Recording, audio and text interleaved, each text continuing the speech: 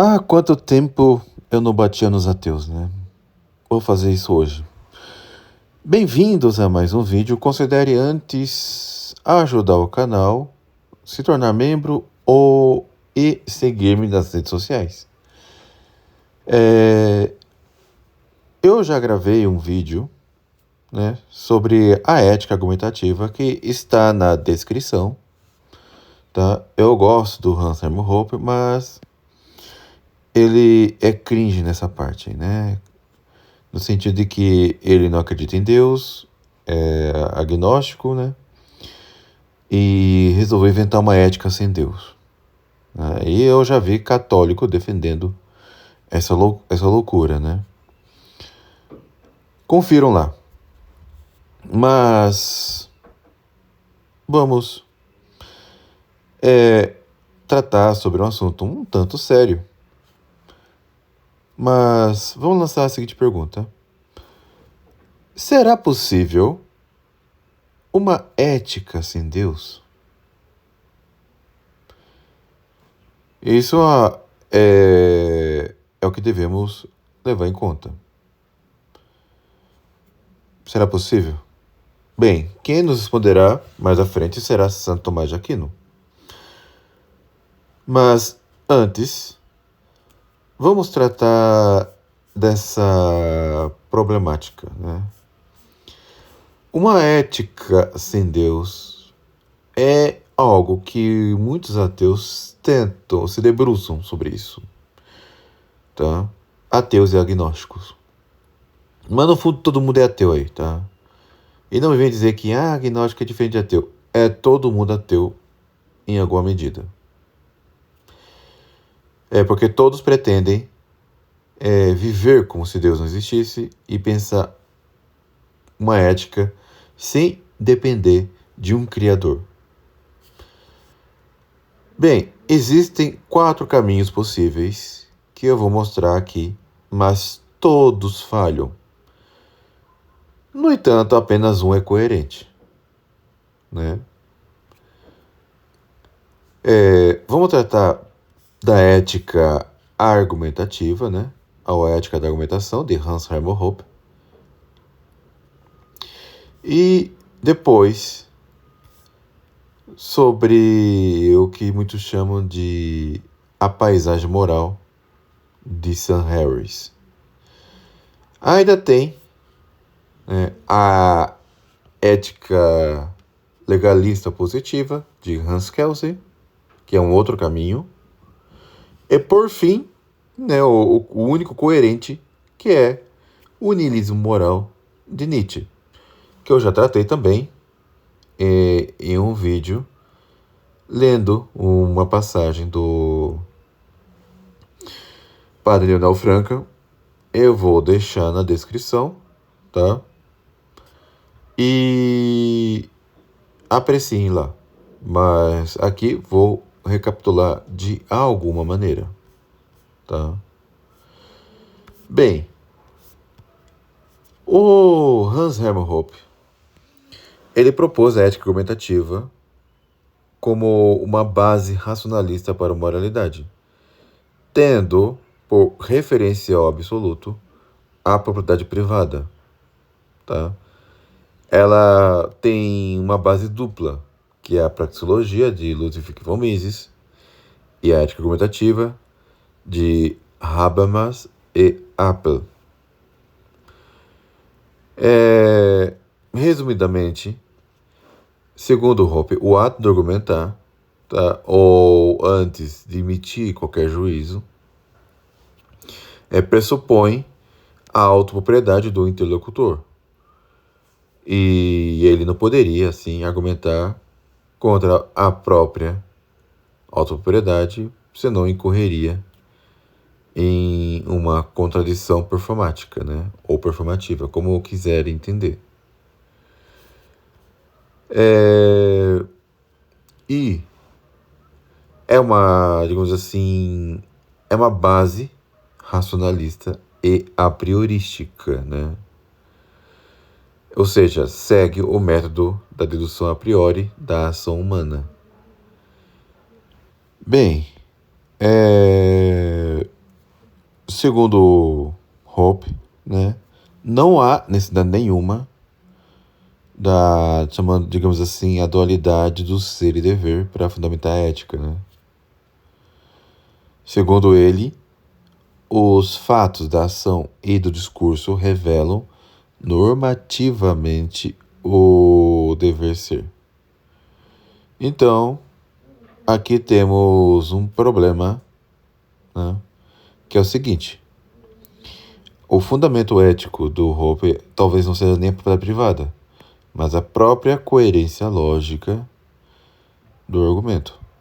É como se digamos assim, o que determina se uma ação é ética ou não é se está coerente com o discurso. Tá? E tem como termo, né, a propriedade privada. E não, digamos assim, a própria dignidade da pessoa enquanto criatura de Deus. Pois é, meus amigos, tem esse problema aí, né? E eu aprofundo mais no meu vídeo sobre a ética cognitiva de Hope. Bem, vamos para o segundo. Sam Harris. Sam Harris, digamos assim, ele já é mais relativista, né, do que o Hans Hermann Hoppe. Apesar dele se dizer um eticista objetivista, né? Isso lembra um pouco o que a Ayn Rand fala, né? Mas, bem, Harris, ele rejeita, né, qualquer, digamos assim, noção de valores morais que sejam de domínio exclusivo da religião e da metafísica, né? Ou seja, para ele não é a religião ou a metafísica que vai determinar o bem e o mal, o certo, o errado, essas coisas. E quando nós observamos a sua biografia, a gente acaba sabendo as razões disso, né? Como vocês podem ver aí agora na tela. Bem, eu não vou entrar mais no mérito disso. Harris escreveu uma obra intitulada The Moral Landscape, né? A paisagem moral. Lá ele, digamos assim, dá os seus argumentos para ele rejeitar as bases religiosas e metafísica da sua ética. Segundo Harris,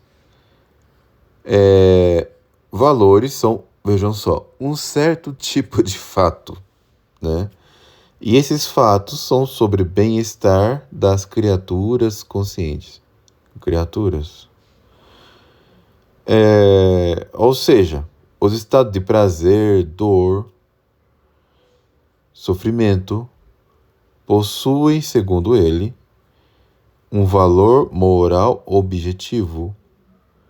E logo que tudo aquilo que contribui para o bem-estar humano e de outros seres, que segundo eles são conscientes, é moralmente bom.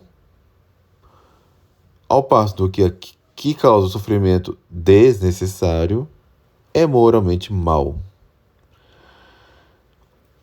Ou seja, o que torna a moralidade dessa argumentação deve estar acessível antes a uma investigação científica, especialmente, né, a neurociência e a psicologia. Então, é mais ou menos isso que ele propõe. Tá?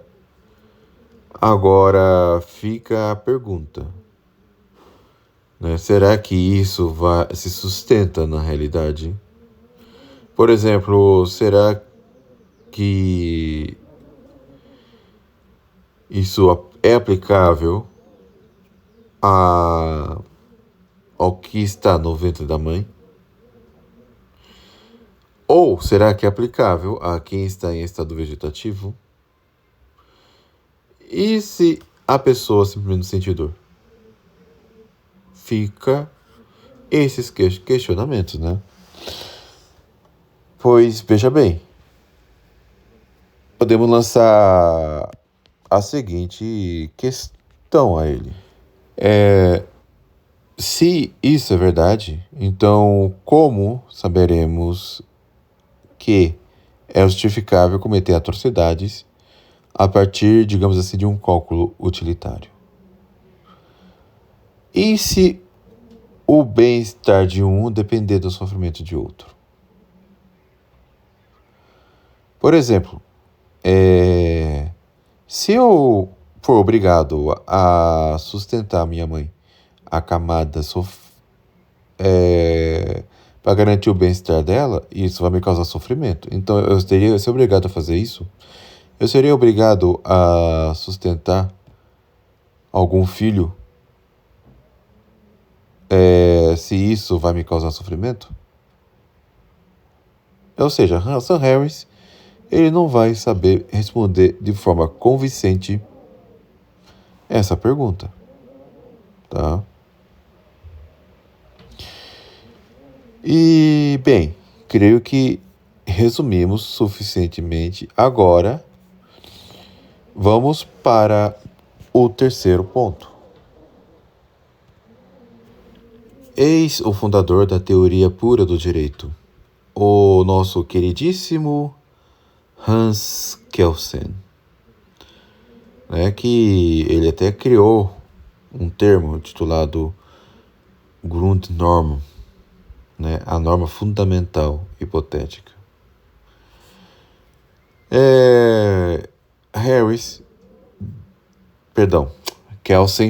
Hans Kelsen, basicamente identifica ética com a obediência à lei positiva.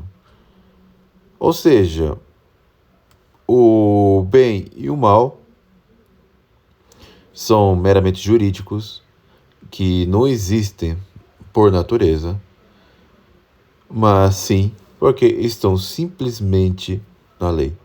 Assim, para Kelsen, o Estado é a própria fonte suprema da normatividade.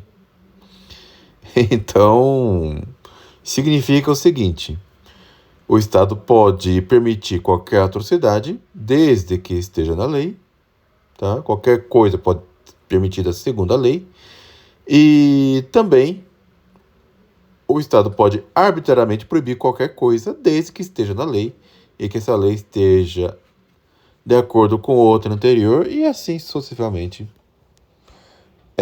Então, o Estado passa a ser Deus na cabecinha do Kelsen. Bem, eu poderia falar da biografia dele, mas evitarei, tá? Está aí na tela para vocês verem. E, novamente, explica algo. Mas voltando ao assunto, imagine só. Se a lei diz que é proibido você usar uma camisa amarela, e se a lei prevê que a pena para isso é enforcamento, no ponto de vista de Hans Kelsen, levando às últimas consequências, essa lei passa a ser justa. Por quê? Porque está na lei, tá? Não em sentido moral, mas, claro, mas a gente pode questionar, segundo ele, mas em sentido jurídico positivo, está correto, tá? Sem problema nenhum. Resumindo, moralidade e legalidade, para Kelsen, é o mesmo. Então, essa é uma das consequências, tá, de uma moral sem Deus. As atrocidades que nós vemos em regimes totalitários podem ser justificados segundo a percepção de Kelsen. E vejam que interessante até aqui. Kelsen não é um relativista. Ele é um absolutista moral. No entanto, o seu referencial é equivocado, porque tem por referencial o Leviatã. Enquanto que para Hope é a coerência lógico-dedutiva. Harris cai sim em um relativismo moral, por mais que se diga objetivista. Então, entraremos aqui agora no único coerente até agora.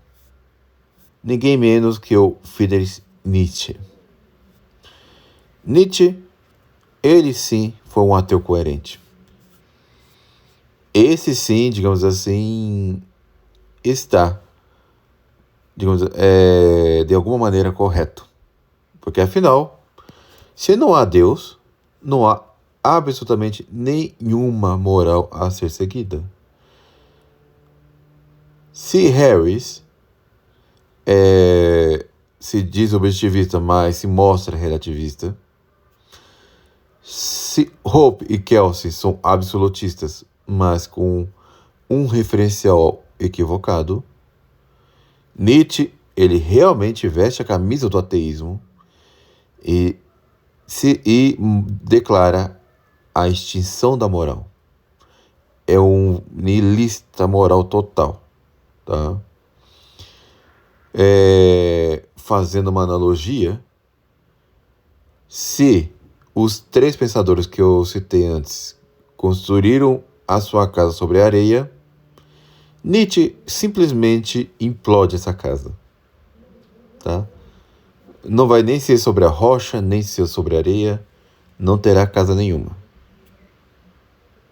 Esse sim é o ateu raiz, tá? Esse realmente é o único, tá? Que faz o correto, claro, se caso Deus não existisse. Mas sabemos que não é assim que as coisas funcionam, né? E, de fato, se não há Deus, tudo é permitido.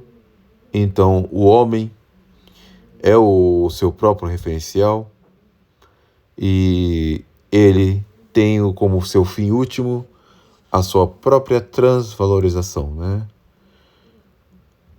Bem, eu não preciso mais me delongar aqui. Eu já falei sobre o Nietzsche em outro lugar, que vai estar na descrição do vídeo.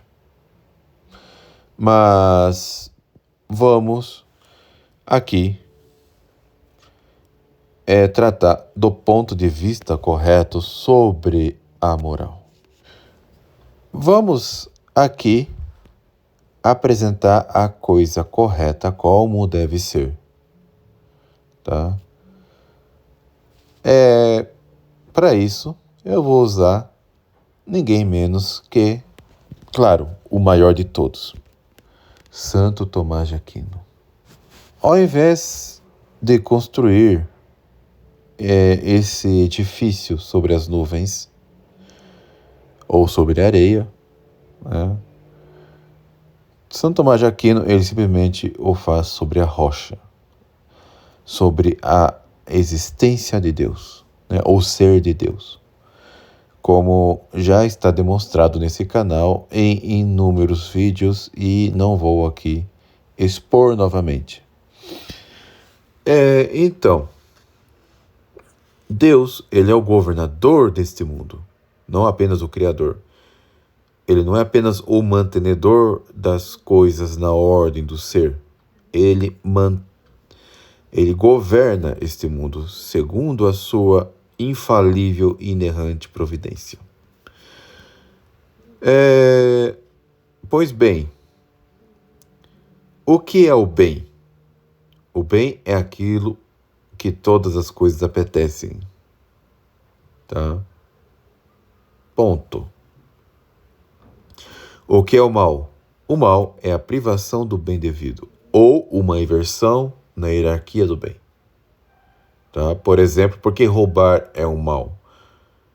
Sendo que a gente rouba um bem. Porque a coisa roubada está acima da virtude da justiça. segundo esse critério de roubar. A justiça é o que deve estar acima, porque Deus é a própria justiça. O dinheiro é um bem, né? Como Orlando Fedeli disse, a gente até trabalha para ter. Só que a partir do momento que você rouba, você está colocando o dinheiro, que é um bem temporal, acima da justiça, e Deus é a própria justiça. Você está violando a ordem das coisas. Por isso que o homicídio é errado. Tá? Mas vejam só, Deus governa o mundo segundo a lei eterna. Tá? A lei eterna é a própria razão divina governando a criação. A lei natural é a participação da criatura racional na lei eterna. Com efeito, a lei positiva humana deve ter por chão a lei natural.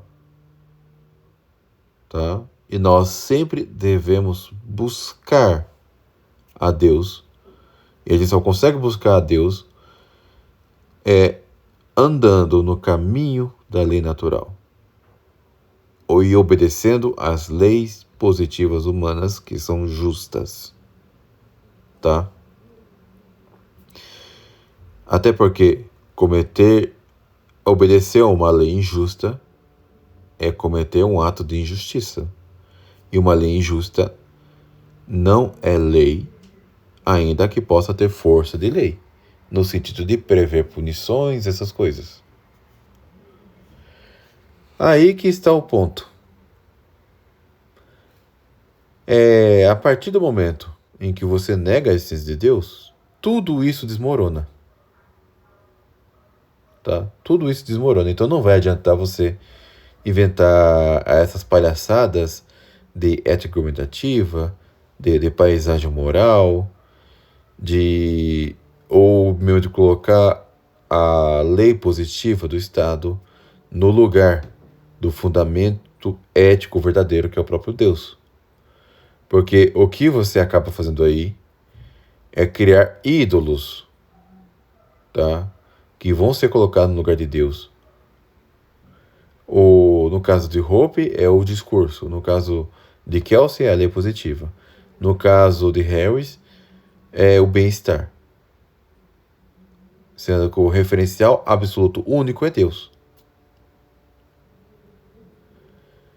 Então, meus amigos, só há um caminho. Ou você é católico, né? Crê em Deus, crê na providência, crê na lei eterna, crê na lei natural, crê na lei positiva humana, crê na necessidade da igreja e na lei positiva eclesiástica, ou você vira um Nietzsche, tá? Nietzsche é coerente, tá? Porque você não pode seguir esses três palhaços aí. Se você é ateu e quer uma ética sem Deus, você segue a Nietzsche. Ou seja, sem ética. Porque a única ética possível verdadeira é quando você crê em Deus. E também quando você é católico. Tá? Se você for protestante, maometano, judeu, pagão, você pode até ser coerente quando você segue aquele Deus que você diz crer. Só que você também estará no erro. A única moral verdadeira possível é o que está dentro da Igreja Católica. Quando você é católico. Então, encerro por aqui. Fique com Deus e até um próximo vídeo.